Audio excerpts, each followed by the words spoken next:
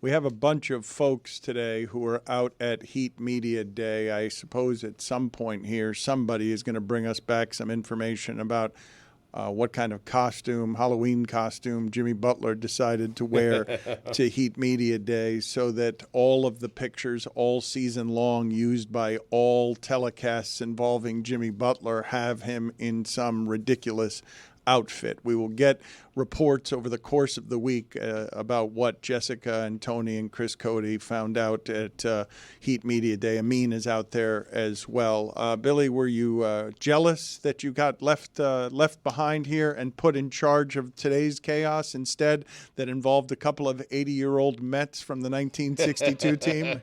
No, that was delightful. I didn't tell Stugotz. I offered for me and Stugotz to go cover this, but God bless basketball? yeah, you know. Why not? God bless hoops. Who knows? Yeah. Talk to Bam. Talk to, what's his name? Jaime, whatever. You know? I feel like we were the guys for the job.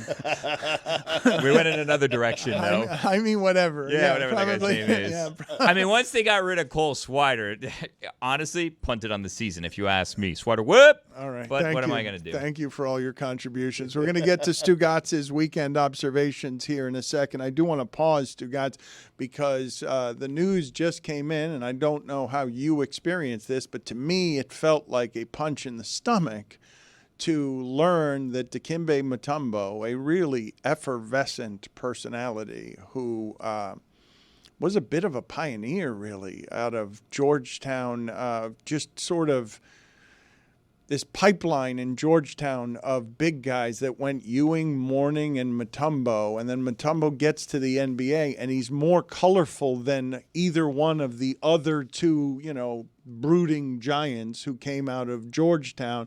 Had the offensive game he wasn't the player on offense that Mourning and Ewing were. No.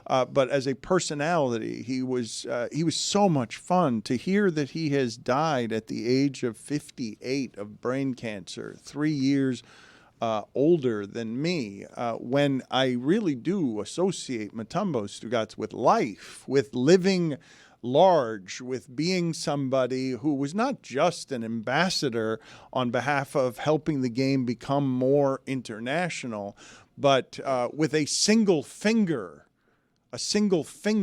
he had more personality than so many players in that sport when he would block shots and he would tell you, no, no, no. And anyone who knows what Mutombo was off the court knows how giving and fun he was. To have that big of a life extinguished so young landed wrong, felt wrong, and just seemed to me uncommonly heavy for someone I've only talked to a handful of times, but had a personality that sort of jumped off of your television screen, had learned our language, okay? So he was always doing all of his interviews in his second language, doing it through Did them well, by the way. Yes, excellently, right. through a heavy accent, and allowed us, Stugotz, when you say did him well, just so that you understand how difficult, the degree of difficulty was on how it is that Mutombo achieved stardom as a defensive player and as a life force. Think of how you have trouble connecting with even someone like Jokic or Doncic when they're trying to introduce you to who they are in a second language. It can become difficult to feel like you know those players, that you feel like you're rooting beyond the basketball for someone whose personality is something that you like to be around. It's usually uncomfortable because, as you pointed out, they're doing it in their second language. Mutombo started off that way. It wasn't uncomfortable because he was so full of life. I honestly had no idea that he was sick, Dan, but you're right. We lost a great player on the court. We lost a great person off the court. He did a lot for a lot of people in need off the court. He was fantastic. And forgive me because we're just getting the news now, okay? So I don't know that I can properly eulogize him. I'm only doing the eulogy in a way that is fresh because the feeling is fresh. So, Roy, if you can look up for me just some of the big charitable work that he did, because he I don't think it's a stretch. I know we tend to overinflate people sometime in eulogies, but I don't think it's a stretch to say that he was a pioneer in terms of bridging the gulf between here and international basketball while meeting us where we were in his, I don't even think it was his second language, actually. If I had to guess, my guess would be, as educated as he was, that English wasn't even his second language. It might have been his third.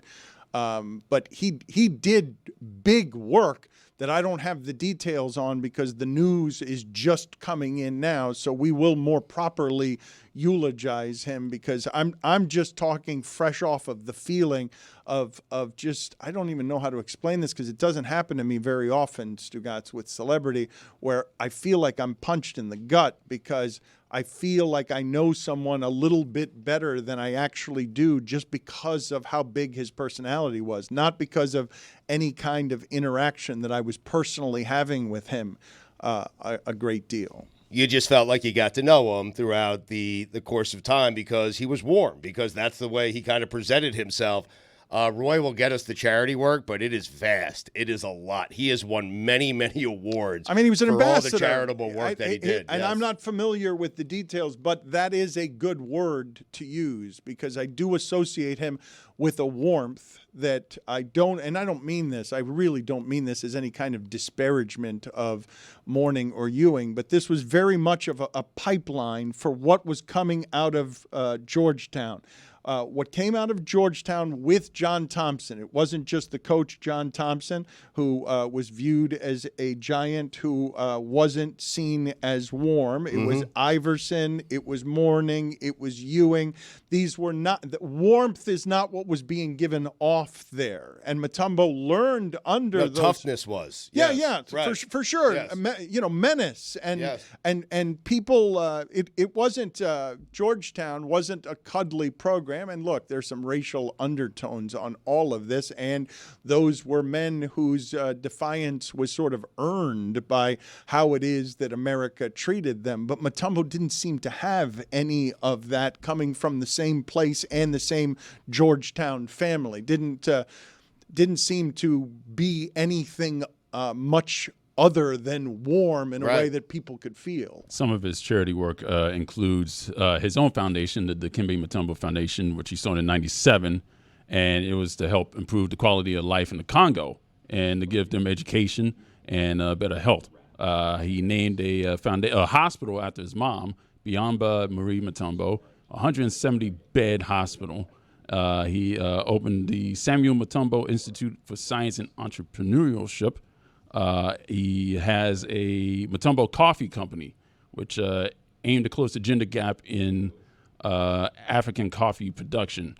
And he's a part of many boards for the Centers of Disease Control Foundation, Special Olympics International, United States Fund for UNICEF. So, yeah, he's been pretty big in the charitable aspect of his life. As was Mourning, by the way. Yes. This is something that was important to all of them at Georgetown to help some people who were disadvantaged. Again, we will regroup and try to talk about this with a little more detail because the news is just coming in now. And I can't really explain to you beyond what it is that I've already explained why it is that this has landed on me this way.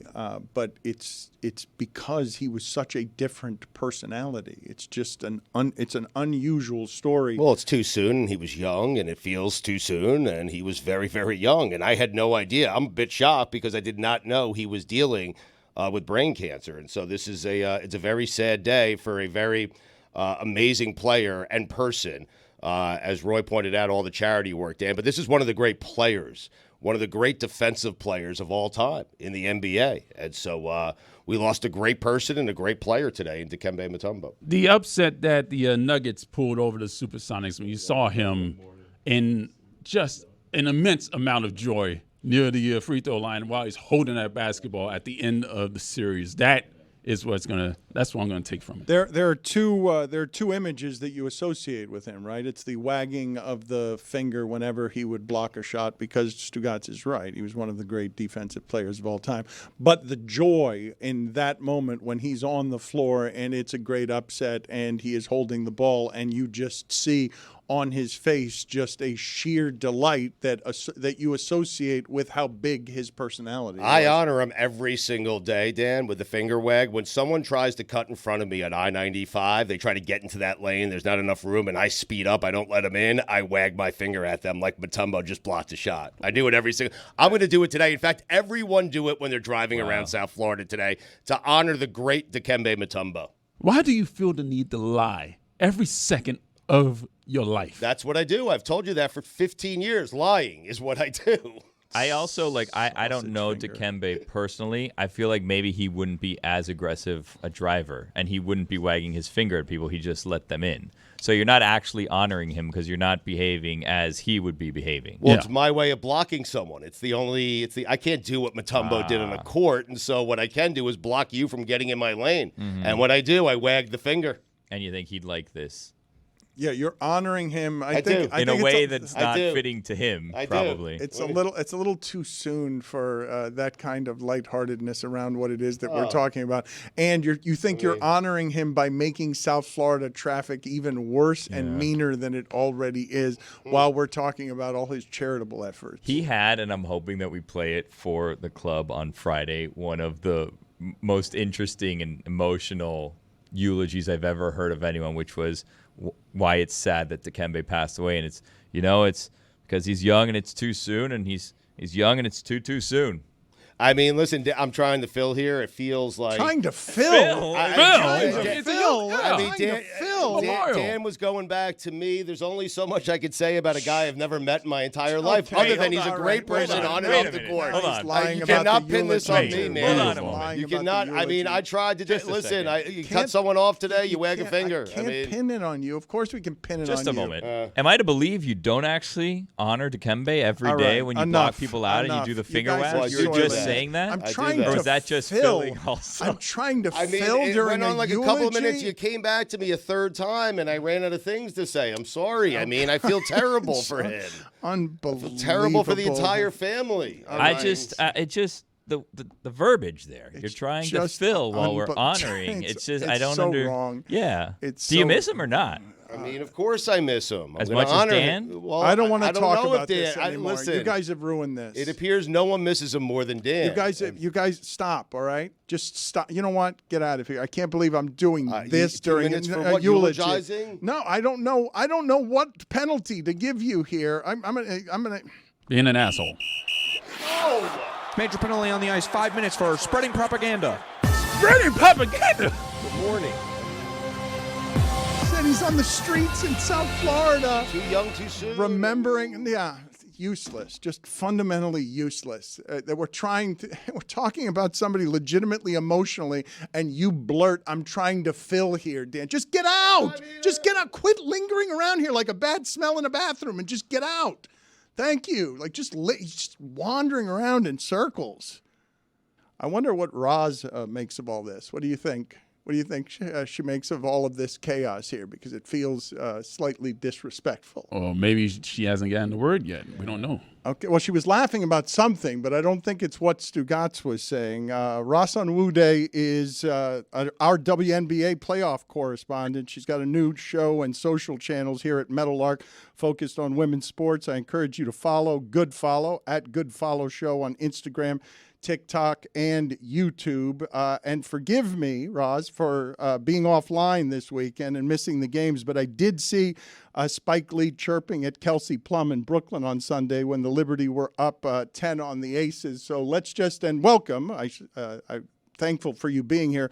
Let's show this to Ros so she could give us her opinion on what it is that's happening here. Because Spike Lee has gotten in the mix. He's always got good seats, and Kelsey's not afraid of anybody. No, not at all. I mean, first of all, oh my God, hi guys, this is my first time on your show. Hi. Nice to see you. So cool. What's up, man? No, actually, this part of the game was what was sending me. Like, I think Spike found the perfect foil in Kelsey Plum because she liked to talk her mess. Spike want to talk his mess. You know, like there's some players he could do that to and they just be quiet. But Kelsey gonna chirp right back. And you got to be careful about poking the bear and the aces because they love a chip. They love a us against the world. They're looking for any kind of edge. So that was really hilarious. I also do want to point out though, Spike has been really influential on Sabrina Ionescu for the Liberty, who's been great in these playoffs. He was actually wearing her jersey at the game, and Sabrina loves the big lights. She likes when like the guard when Barclays is big and loud and Spike's on the sidelines and it feels like New York City basketball. And she's been great in these playoffs and very efficient in getting to the rim. And I do think Spike has motivated her a little bit. Who do you regard as the league's best trash talkers? Like if you had to give a gold, silver, and bronze to don't mind going back and forth with anybody, who do you put on the top of the list? Kelsey's right up there in the Mount Rushmore. Like she, as far as young up and coming trash talkers, as far as OG legend trash talkers, GOAT trash talkers, we're gonna put Diana Taurasi right there. So I think I'm gonna give the gold to DT, you know, on some GOAT respectful. Then I'll say like the next up and comer, Big Mouth. And she'll say I'm a dog. Like she don't back down from nobody is Kelsey Plum. So she and Spike, it was hilarious. And I expect maybe we'll see more on Tuesday. And then I'm gonna give the so that was silver. I'll give a bronze to a team. I think the like rowdiest, talkiest, but definitely most physicalist team is the Connecticut Sun. And they all in your face and talking their mess. And probably it's like within there, probably Marina Mabry, who's new, and maybe Dejanay, like because Dejanay is always strapping the seatbelt, Dejanay Carrington. So like that whole team is a little bit they love to get messy. What did you think of the ending for Taurasi, and do you think it is the ending as everyone seems to think, or is she going to say, no, I scored 21 points in the first game, I might have some more in me? I mean, she could squeeze something out. You know, I wish Diana Taurasi is my GOAT personally. That's my greatest player of all time. And do I think that she's like this past season allowed her to go out so triumphantly and like wildly celebrated? There was a lot of storylines to pay attention to in this WNBA season. So it was hard. And, you know, there's a lot of new fans and attention on the WNBA. So there's a lot of people who don't remember DT at her peak washing girls. Like she would wash all these girls in her peak. How she made you feel. She was Kobe-like with her killer instinct. So the game will miss her. She's transcended, you know, eras of basketball. I mean, her wife spoke. I mean, you know, I would imagine, I don't know, man. I have no idea what DT is going to do. Really? What just happened? What just happened? It sounded like you were going to have an opinion and then you backed off an opinion because it seems like I thought the standing ovation was, okay, that's the end. It's got to be the end. She's in her early 40s. Doesn't it stand to reason that that would be the end? She's one of those players that don't care what none of us think about her, though. It's like she's not doing it for our closure. Like if Diana goes this summer or this off season, it's the summer now, this off season and thinks, I'm not ready to just step away from this. I can still average 15 points per game. There's girls on my team that I'm way better than. She's going to come back. She's not going to care that it might be annoying, that people might think it's your time to go, make room for other people. She don't care. And that's what's really made her great. The fact that she don't care. The first round wasn't as interesting as I think people would have liked, right? Not as dramatic. You got the 4 winners you thought you were going to get. I thought so. Yeah, I actually, on the Good Follow show, our host for the day, Logan, was asking Charlotte and I to make predictions on the playoffs in the first round and the whole playoffs. And I was like, well, mine is boring. I had all the like upper seeds advancing. So, yeah. Can you tell us about the essay that you did on Napheesa Collier? Sure. Yeah, you know, Napheesa Collier has always been a very nice player in the WNBA, and has taken the steps accordingly. She came into an organization and franchise in the Minnesota Lynx that, you know, had Maya Moore and Sylvia Fowles and Simone Augustins and Waylon and had won 4 championships every other year. And like she came in as that was closing out. Like imagine like a new star coming to join the Spurs, for instance, after all the years of domination, and like you're trying to keep it going. And so like Sylvia Fowles was still there, but legacy players are waning out. And then a rebuild was on the way, and then a pandemic hit. And so within all of that disruption and changes and turnover, Napheesa was always a nice player. She won Rookie of the Year, she made an All-Star. And then after that, she had a baby, and so she had her first child, Mila, her daughter. And so she missed almost an entire season right after that for maternity leave. She came back right at the end for like 3 or 4 games to see Sylvia Fowles out. So now I feel like it's like it was a gradual growth for her. It wasn't like come in and straight up domination. It wasn't like come to an organization and you are it. But then Sylvia Fowles retired, which many of us will remember. Sylvia Fowles, Sue Bird, that big goodbye ceremony for those two over that season. And so now the team is hers. She's got a full season now back since maternity leave. And so she started to really take ownership of the team as like their star player. And now this season, she came in second in MVP voting. She just won the Defensive Player of the Year. She's been in the first round, she was averaging 40 points per game. Why I called it a glow up, it's more than just her basketball. Like she's got the basketball elevating to another level. She's got motherhood, like elevating to another level. This is another aspect of all that she is. And now she's got that mogul thing going where her and Breanna Stewart just launched the Unrivaled League. Everybody's eyes are on it. They pretty much are bringing in the top 30 players in the W. They got major venture capital backing for this new women's basketball league happening for 3 months in Miami starting January. And they're giving equity to the players. It's very much like her moment is right now. Like we're watching her arrival as mogul, as mother, as baller basketball player. And that happens over the course of a star's life, like where they just really emerge. And I think this is one of those moments. There's all sorts of stuff around the NBA, WNBA, that has some cultural sparks in it. So the crowd in Indiana during the first round where there was some racist abuse, a fan mocking a player's eyelashes, this woman here wearing a shirt that says ban nails while wearing Edward Scissorhands, MAGA hats in the crowd. I want to play you some video of Caitlin Clark responding to all of this with a preface from what our friend Jamel Hill wrote on Twitter, quote, Caitlin Clark didn't ask for any of this, and attaching her character to the ugly behavior of some of the people who call themselves her fans. They aren't her fans, but people who have weaponized her to express their hatred of black and LGBTQ plus women is wildly unfair, end quote. Let's roll the video here.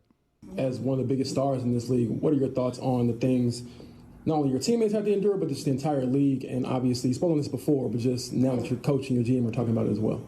Yeah, it's definitely upsetting. I don't think nobody in our league should be facing any sort of racism, hurtful, disrespectful, hateful comments and threats. Those aren't fans, those are trolls, and it's a real disservice to the people in our league, the organization, the WNBA. But there are a lot of really good fans, whether they've been fans for 20 plus years or whether they're new fans in our league. I think continuing to uplift this league in a very positive light is the best thing that we can do, because Be so tired of this if I were her already, and it's just sort of started. Your thoughts there? Well, I identified early in the season that I personally felt there were people who were not fans of the WNBA using the WNBA as a tool for division to further agendas on whatever side you're on. And, I think as far as Caitlin Clark, when asked, she has answered very clearly that she doesn't, support or believe in any hurtful, derogatory, discriminatory type comments to any group of people or persons. Has she been proactive about that? No. But upon being asked, she has stepped up to speak that way. I think Caitlin Clark is in a really interesting and tough situation where, one, she had a fantastic, terrific WNBA season, full stop. Like, forget even rookie season. Like, she had one of the great seasons of any player, period. And then, of course, probably, one of the top rookie seasons we've seen. I think she's going to be one of the best or a very elite players in this W. She's absolutely that girl. And she's lived up to the expectations. In some ways, she exceeded it. Do I expect, and think about the turnaround. Like, she's had such a quick turnaround from college basketball right into WNBA basketball. It's been explosive, her light, her attention. Do I expect a 22-year-old to have all of the right words and answers and strategies for racial tensions in America? I don't, and I'm not sure that that's necessarily fair. And I think more what I'll be paying attention to is this off season where she has proper time to reflect on everything that's just happened to her. So much is happening to Caitlin. Like, she's trying to learn the plays. She's trying to play basketball. Things are happening at her. And so I think she needs some time to just digest her college season, her WNBA season, do some time reflecting, perhaps educating, perhaps working with people to devise a strategy around perhaps like how, if she wants to participate as a vocal ally for her teammates who are mostly Black and lesbian and, go under attack, if she, wants to step up in that way and set a tone for what's acceptable in her fan base and how to do it, I'll be paying more attention to her in this offseason and after it next year. I think I do believe that Caitlin deserved some grace this season. And I thought when asked, she stepped up and spoke against anything that was hateful. Ros, we really enjoyed the time with you. Follow at Good Follow Show on Instagram, TikTok, and YouTube. Watch the show on the DraftKings Network, 6 p.m. Eastern on Fridays. We will do it again. Thank you for being on with us. Bye, guys.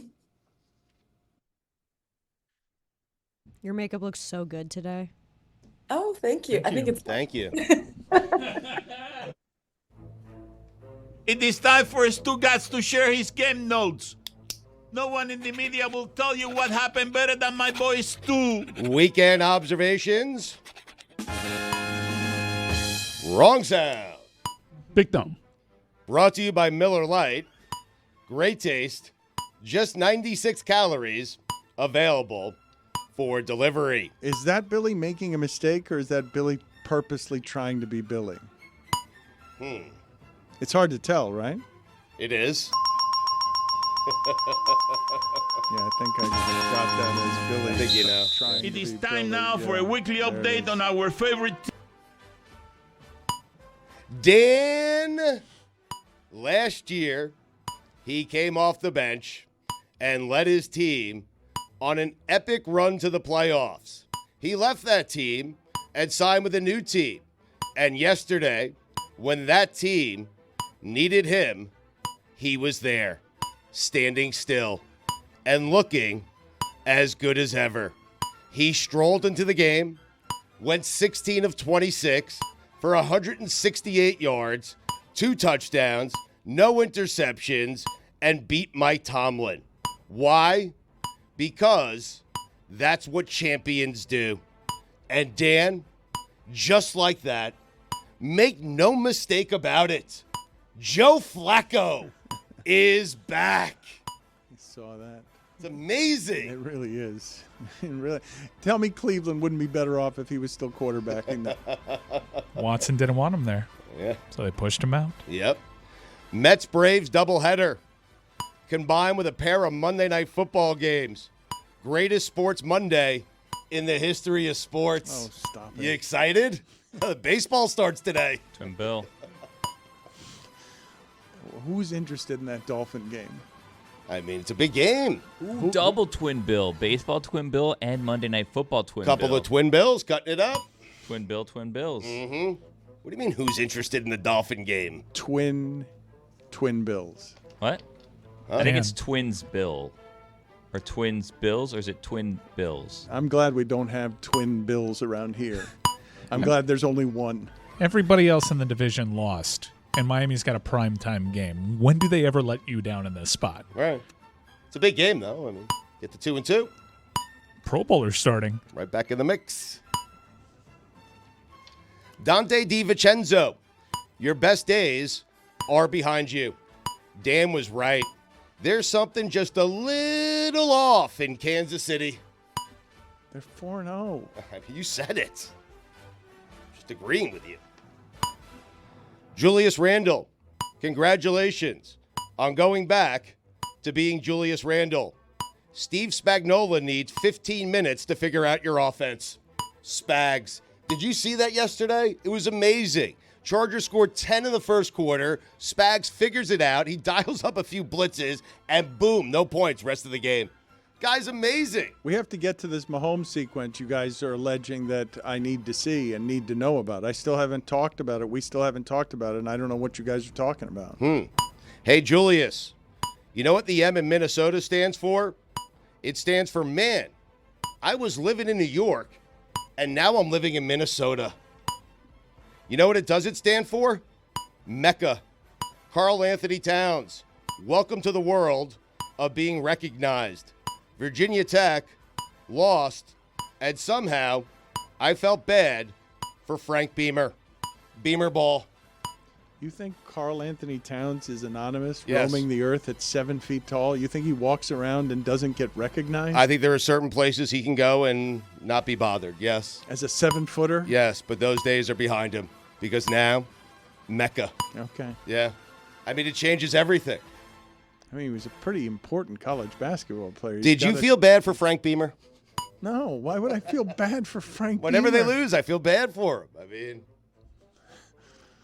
it's Frank Beamer. Anyway. Cam Ward, some advice. Enough bullshit. Protect the football. You're welcome. He's sloppy with the football. He's too cute. I mean, that is the one criticism you can have of him. It's the only one. Too cute. No, he turns the ball over. He can be prone to turnovers. Mm-hmm. He's very confident. He is very confident. Like Called that's- himself the best player in the nation. I mean, And he believes that. I believe that he believes that. Yes. If I'm going to have turnovers, I want it from a player who's got too much confidence about how good he is instead of the one who doesn't have enough, and that's why he's turning it over. Stash this away in the Something to Ponder file. Will J.J. McCarthy ever take a snap for the Minnesota Vikings? No need to discuss now. Just stash it away for a rainy day. Sam Darnold, man. All he needed was Justin Jefferson. It helps. And a bunch of Packer turnovers. And a couple too. of missed Packer field goals as well. He needed a lot, actually, in that game. They You're were right. up 28-0 and came very close to coughing it up. Totally fair. But he's the MVP right now. No, he's not. What do you mean? Daniels is the MVP right now. 4 games in. I don't know. It's the most impressive start a rookie I quarterback get has it. ever had in terms of completing all of his passes. I get it. Sam Darnold's been ridiculous, though. I understand what you're saying. Jaden Daniels is great. Is it really the wild card if the Twins aren't getting bounced on a Wednesday? Mike Norvell should spell his last name with 4 L's. That guy. Did he turn down Alabama? Did Mike Norvell turn down Alabama? That was the word. Oh, my goodness. Georgia, do it against Alabama. I was told with the expanded playoffs, these games would feel like they didn't matter. Alabama and Georgia didn't get the message. You could expand the playoff to 64 teams, and Alabama and Georgia would still matter. Wait a minute. What happened? You told everyone that. Wow. What do you mean? It's almost like he doesn't write these. Alabama receiver Ryan Williams was born in 2007. Jesus Christ. Twitter is older than Ryan Williams. So is the iPhone. So are the first 3 Fast and Furious movies. Nick Saban hadn't coached the game at Alabama yet. Hank Aaron still had the home run record. He's young then, is what you're saying. 2007, Yeah, Dan. yeah, it's not very long ago. Joe Flacco, savvy. Our show is older than that. Oh, my God. There's no way Michael Irvin was on cocaine. Reckless. The thing we should be most concerned about from the Miami-Virginia Tech game is Michael Irvin. Has anyone heard from him? I sent him a text yesterday. I did. I told him he looks great. He does. And that's what you do to him here? You send him it's text my stuff way like- of making sure he's okay. That's You all. just wanted to get him on the show, or you I just just trying wanted to be a response to make sure how that does Michael's this okay. work with you? text. Anytime that somebody's on television, do you reach out just because famous people fascinate you? Yeah. Yeah. You just want to be close to fame? I want to make sure Michael's okay. He's a playmaker. If you don't want Colorado in the playoffs, you don't like sports. Mike Ryan, you want Colorado in the playoffs? I mean, it's great theater wherever they go. I will say, That's why. Thank you. incredibly impressive. 14.5-point dog to thoroughly dominate UCF there. A bit of a stunner. It made me question everything about UCF's defense to be dragged like that. Oh, I'm very quick to criticize Colorado when I think it's time to. They really impressed the hell out of me. They got tremendous talent. Yeah. Michigan left the back door wide open. And you know what scooted in, Dan? A little golden gopher. What was that, 27-24? Oh, it hurts. It was to put the town on alert play. Put the town on alert. There are 17-year-olds playing with and against 28-year-olds. College football is a mess. Also, never been better. It's amazing. That's what it is. What is happening? We'll find out tonight if the Dolphins can stay in the Huntley.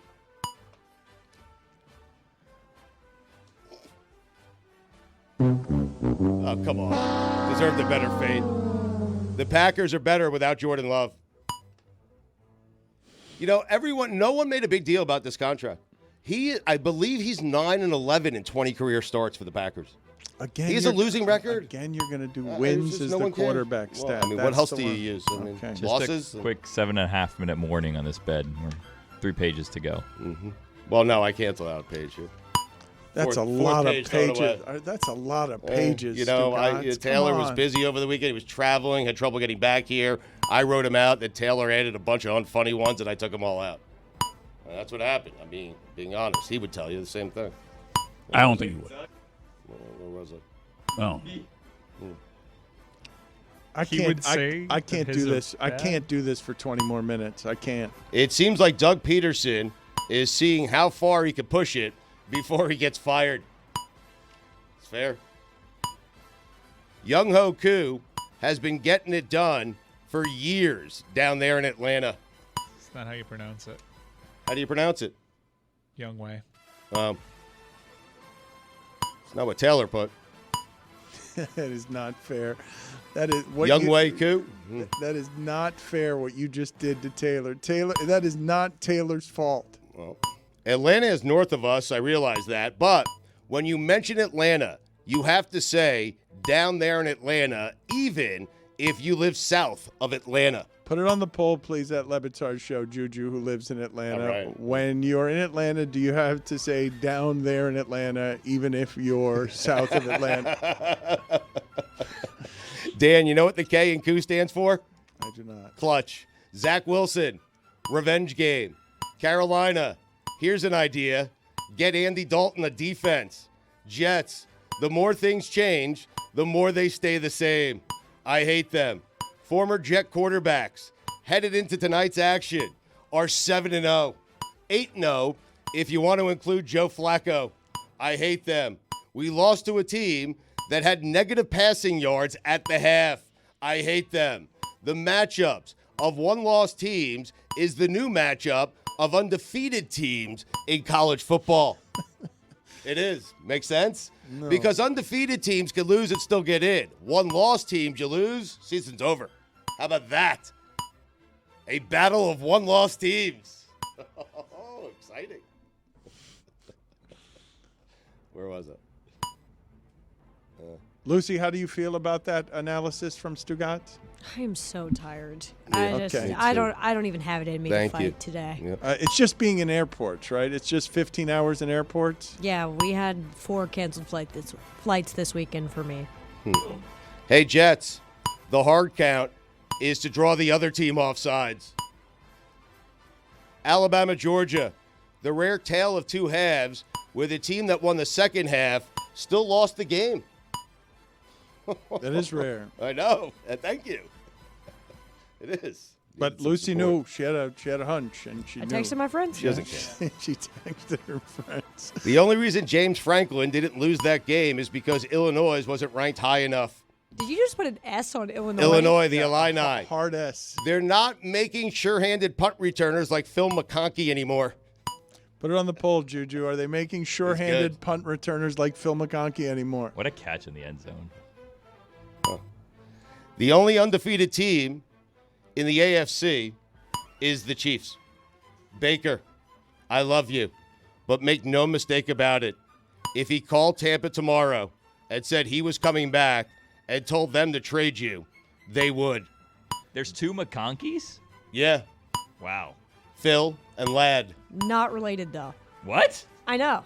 Ladd's the one that had the good catch. Lad, I think there was 2. Lad with 2 Ds. You weren't talking about Phil, who played in the 80s. Well, you said Phil. Well, I sure-handed punt returner. Did you see all the fumbles yesterday? Punt returners, not sure-handed. Phil McConkey never dropped a punt. He didn't gain a yard, but he never dropped a punt. We have to try and field a punt as a show. I don't think any of us would actually catch the football. That is so hard to do. You're right. It is dropping straight out of the clouds. There's people running at you with a terrible spin. I'm not even talking about the people. Imagine that. I'm not even talking about the people. I'm talking about simply the punt. A giant punt is what I'm saying that nobody on our show could catch. Army 4-0, Navy 4-0. Go ahead and circle that one if you haven't already. Thank you for your service. I mean, the Army-Navy game is going to be massive this year. It is back. I think Mike said Army's going to make the playoff. I think Mike predicted that. I predicted Memphis, but now you attach college football playoff stakes to Army-Navy, and that is a must-attend. Army had over 400 yards of offense against Temple this week. Almost 500. Not your father's Army. Not your father's Army. That's for sure. Also, the 3rd straight game in which they played a team called the Owls. Huh? Really? Really? You know what? It is your great-grandfather's Army because there was a day when Army You're right. there was a day when Army would kick your ass in football. Yeah. University of Chicago is next. They're coming back. It was just 100 years ago. That's all. That stat was a hoot. Played FAU, Rice. Wow. I thought you were going to beat me to it with your his laugh. I thought he was going to give himself the Hakeem Nicks laugh again. It is time now for a weekly update. Of course.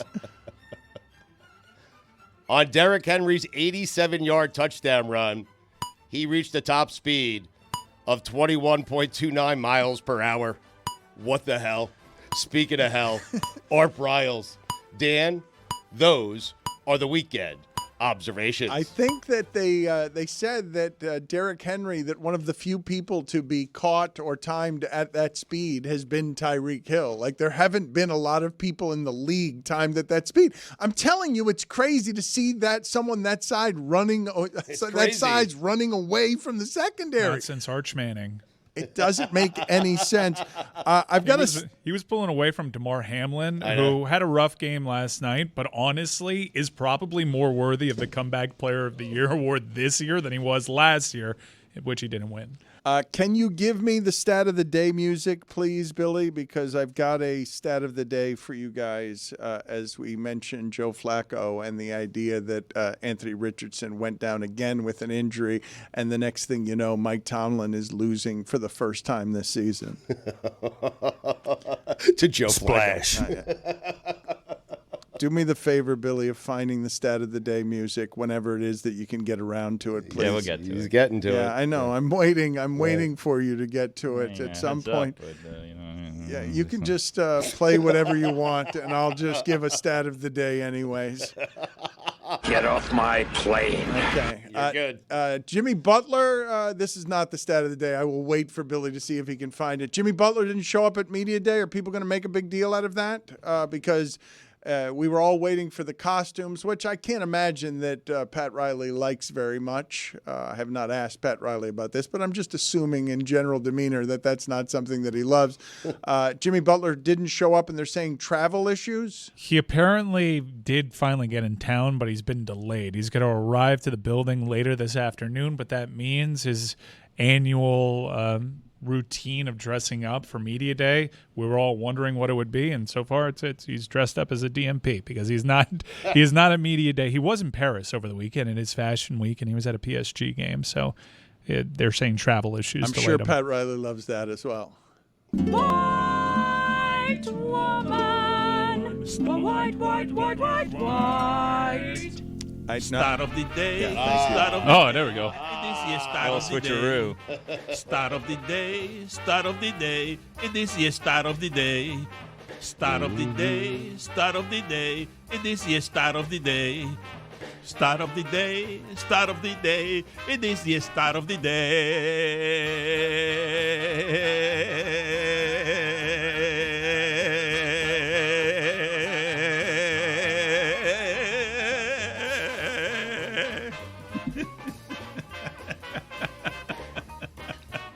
From @Velotis on Blue Sky, losses this season in football combined, Stugotz, Justin Fields, Geno Smith, Baker Mayfield, and Sam Darnold have combined to lose 2 games. Deshaun Watson has lost 3. The Cleveland Browns have an enormous problem. Their defense was championship worthy last year, and their only giant problem is that they have a quarterback who is taking up a ton of their salary cap, has an enormous amount of guaranteed money, and they're not going to be any good at offense. And I'm telling you, Stugotz, we have not seen in this sport a lot of things that look like this. He can't play anymore. Like, it's crazy. We can go ahead and call it. We've got enough of a sample. We don't have to wait around thinking that he's going to figure something out. He may figure it out, but he's not going to figure it out with that team. Like, I don't know what they do. You can't get out from under that contract. There's not much you can do. I mean, this is a guy who, 3 years ago was considered one of the 5 best quarterbacks in the NFL and the guy you probably wanted to build a franchise around, and now he can't figure out how to play football. It is crazy. The offense has been bad for over a year now. But only when he plays. It's not. Dan, they had Flacco last year. They were fine. They obviously they missed Chubb. Like, it's an important piece, but they're not going to recover from this. Offensively, they feel to me like the Patriots. Like, they're not going to – they may win games here and there, but it's not something that can be overcome giving this much guaranteed money to a quarterback who stinks. A lot has been made about officiating. We'll say there wasn't like an 80-yard touchdown to Amari Cooper that got pulled off the board. That was a terrible call that went against Cleveland there. But I'm really fascinated – because as soon as the Cooper thing didn't go their way, you knew that the legion of people that, for whatever reason, feel compelled to go on a public social media app and just cape up for Deshaun Watson. Like, say what you will. Yeah, the offensive line has been bad. Is he a contributing factor there? Is he making the offensive line look worse? Some have said. The fact is, the results haven't been there. But one thing I can never understand, for the life of me, why do you feel the need to defend this at every turn? There have been plenty of other quarterbacks in Cleveland that would love the same amount of excuses being made. I just don't understand the mental makeup of someone that says, no, you guys are wrong. Here's why Deshaun Watson is good, and let me explain the ways. Guys, he hasn't been good. If you spent every single one of your football Mondays defending ways as to why he's been good, as you mentioned, it's been years. But if we isolate this and we put it out to public consumption, it'll be littered with comments of people that feel the need, with their avatar attached, to be like, stop being mean to Deshaun. Deshaun's not that bad. He's not the problem. What has he done to deserve this from you? He hasn't been good. Fact. Full stop. We haven't seen it. Once he starts being good, cape up for your guys, your team. I understand. I made a decision. I walked away from that team. You don't have to. But week in, week out, to be like, what am I going to do today? Defend Deshaun Watson. It's whack. I'm always saying around here, Stugotz, that I'm a bit baffled by the amount of coverage that the Cowboys get as something that hasn't been excellent for a long time. But I shouldn't be baffled because this isn't merit-based. The numbers that the Amazon game did on Cowboys-Giants, a bad football game, 20-15, but a game that the Cowboys needed. It's the most streamed football game, regular season football game ever. 16 million people watch that football game. And I do believe that very soon what's going to end up being collectively bargained as all the streaming services make their way into sports is there's going to be football on every night. Every single night at some point in the future, they're going to figure out how to put football somewhere every single night in a way that gives us more and more football. You're talking about the pros because this future's already here with college football. There is college no. football I'm talking about professional. But professional football is not going to let college football have that. They're going to take it from college football. Not going to let them have a night. There are some protections though. They can try to recreate Maction, but they never will. You'll never capture that magic. Remember the COVID year where they'd be like, surprise, Wednesday, Monday Night Football game? Yeah. Some of that stuff was kind of dope. Just like, we'll make it work so you can actually have your body rest up in a reasonable sense to have a Wednesday night game. But Dan's saying this is going to be at some point a regular thing. I don't doubt. Tuesday night football in the NFL. Tuesday night football, Wednesday night football. We have Thursday already. Friday night football. There are some antitrust things that protect them off of. The only reason they were able to do that one Friday was where it landed in the calendar when they went to Brazil. Like there are protections for high school and college football for now. Yeah, I mean those things. The Jets played 3 games in 11 days. That's a thing that actually happened. Well, that should be outlawed by this country if we start talking about laws and whatnot. That should not be allowed. Tell me what happens with the Mahomes sequence, please. Wow. I did not see it and don't know what you're talking about. So Travis Kelsey, much has been made of his slow start. He was just a couple catches away from setting the franchise record, all-time receiving leader in terms of receptions. So very clearly, Patrick Mahomes wants to get Travis Kelsey involved early. While he's targeting him downfield, sails a ball, really bad pick. Just terrible interception. Chargers start running it back. So there's a return involved. We got to make this tackle, stop this guy.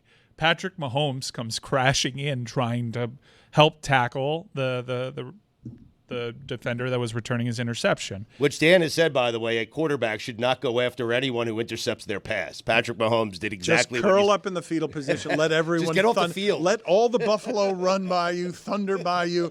Get on, run away from the play. Run. I'd be perfectly fine with Patrick Mahomes out sprinting the defender to the end zone. So last year we were wondering what's going on with this wide receiver core. They got Kadarius Toney out there mucking everything up. The one bright spot was Rashee Rice. He finally stepped up, and they go on to win a Super Bowl. They've already lost Hollywood Brown, it seems like, for the year before he even took a snap as a Kansas City Chief. We're all wondering if Travis Kelsey is done. But Rashee Rice, we know that. That's good. Well, Patrick Mahomes, in his chase down attempt, collides with Rashee Rice. MRIs are pending, but it looks as though Rice tore his ACL, so he lost. He threw a terrible interception, and he took out his leading receiver, the only guy that was actually ascending on that team. That is as bad a sequence as a starting quarterback can have in the league. He was the leading receiver in the NFL through 3 weeks. Like, it could have been worse, though. Mahomes could have gotten hurt. I guess. Yeah. I guess Mahomes could have gotten hurt, too, in this collision that took out his number one wide receiver. I know you're thinking, how could things have gotten worse in the NFL yesterday? And I'll tell you how. You draft Mike Gesicki in our Smirnoff Weekly Fantasy Contest. Weekly Fantasy Contest presented by Smirnoff, you say? Yes, Dan. Join GBF's Weekly Fantasy Contest for a chance to compete against the cast. Plus, win cash prizes. Go to dkng.co/Smirnoff. Presented by Smirnoff, the world's #1 vodka. Please drink responsibly. I had Mike Gesicki, as I mentioned to you, because that's how you do in these weekly contests, right? You start picking and choosing. You save money on the tight end. You save some money on the defense. You try to find like a receiver that's hidden in there in the flex. Taysom Hill is a cheat code, right? Because you try to take Taysom Hill. Can't stand that he's guy. always like $5,000, and then you get him, and then what happens? He has a dud of a game. lays an egg. Actually, if you listen to He had God 2 Bless Football, touchdowns, I think. which is out now, we were talking about what sound a duck makes when you lay an egg, and we decided that the sound is bloop. So when a duck lays an egg, it's sort of bloop, and that's what Taysom Hill does every time you get him. Now, when you don't get him, he has 2 touchdowns. That sounds a little delightful, though. That laying an egg. Laying an egg's fun, I would assume. It shouldn't right? have a delightful sound. It should have a sound. Yeah. Given what it means, laying an egg should have more of a fart sound than a that's delightful a fart. sound. No, it's a bloop. Because it's fun, because you're giving life. Yeah, no. Laying an egg, I would imagine, is fun if you're a duck. Anyways. No, but laying an point. egg is not a good it's thing. It's a negative That's thing, point. right? They I'm laid saying an egg. that for Taysom Hill to lay an egg in a football game, that should not be a fun sound. It should be a fart sound. Well, I suppose. Anyways, you're asking, how'd you finish, Billy? Great question. I finished 379th, which sounds bad, but I finished 605th last week. So the week before I finished 5th. Thanks for asking. So anyways, if you want to compete against us, dkng.co/Smirnoff to compete against us in fantasy. Wait, Smirnoff? You want more from them? Hey, come visit me and Stugotz. We're going to be in Chicago this Sunday for a watch about this. party. Tell me more. In Chicago. Matt Forte is going to be there. It's going to be, we're going to have a watch along for the game. Matt Forte is going to be there. I'm not sure what he's going to be doing, but he's going to be there. We're going to be watching the games, maybe a little Red Zone, maybe a little Bears. You can follow us along on the YouTubes because we're going to be streaming the event if you're not in Chicago. But you can look at the screen. That's where we're going to be if you want to watch us. 1 p.m. Eastern time. That's exciting. 12 p.m. Both Come you say and hi to us. God bless football, which is and Tony, I think. But don't worry you about sound him. excited about it. It's just sneak these things in. It's like, Billy Stugotz, you want to go say hi to people? We're like, yeah, we'll go say hi to people. Like, you want to do a watch along? We're like, yeah, I guess. And they're like, well, Tony's going to be there. I'm like, oh, I don't know. And Matt Forte, which was an up from the Tony down. But we're all going to be there just kind of hanging out, and you can go to the YouTube and follow along and watch with us. We're also celebrating Andy Dalton. Yeah, the Red Rifle. Yes. It's a tricky situation because we want to celebrate Andy Dalton, but we're going to be in Chicago, so that's not exactly what they're looking for there. So we may have to put the Dalton jerseys on hold for the day. We'll see. We'll see how it goes.